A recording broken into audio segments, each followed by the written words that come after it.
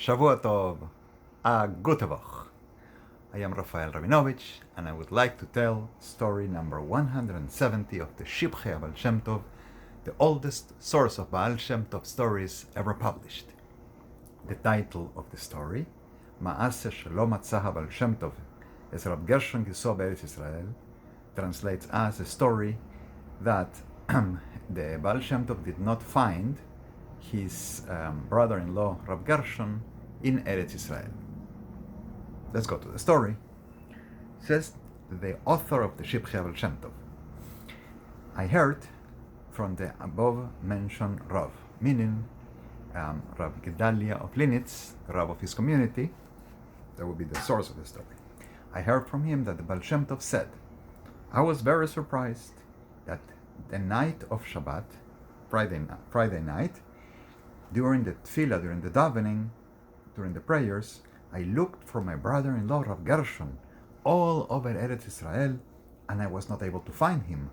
But in the morning, Shabbos morning, during the tefillah, during the prayers, I saw him in Eretz Yisrael. I saw him in the land of Israel. And I don't know how to judge this. How could he have gone out of the tchum, out of the limit in Eretz Yisrael? Obviously, he's Shomer Shabbos. He wouldn't have done that. So what is it? I saw him that he was not in Eretz Yisrael. Friday night and Shabbos day, he was in Eretz Yisrael.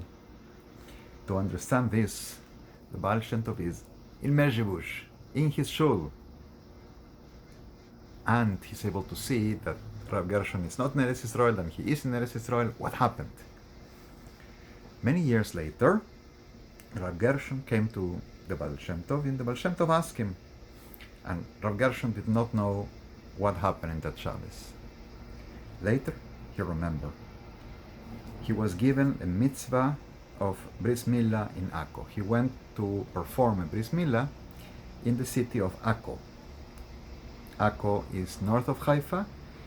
The land kind of folds over, the coast folds over, and Akko is actually like a small peninsula that goes southwise, right? And is surrounded by walls, right? So the city has not grown much, it's very small. So Rav Gershon went to that city for a Bris Milah, for a circumcision, and spent Shabbos there. In Akko, there were two synagogues at the time. One was in Chutz La'aretz and the other in Eretz Yisrael. How is this so? In Yerushalmi, the Jerusalem Talmud, it says that, concretely I think it's Sheviz, chapter 6, Halacha 1, that in Akko there are two parts. One is in Eretz Yisrael and one is outside of Eretz Yisrael.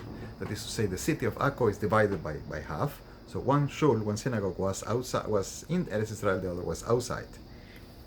So Rav Gershon says to the Baal Shem Tov, I went and I prayed, I davened in the synagogue in Chutz La'aretz Friday night, late Shabbos, but my heart was in pain. Why did I not daven in Eretz Yisrael? So next morning I went and I davened in the synagogue inside Eretz Yisrael. The same city is a few blocks away. Within the walls is a continuously inhabited area, so he did not leave the tchum, he did not break Shabbos, and yet he was in that city that was on both sides of what the Gemara would say is the halachic limits of Eretz Yisrael.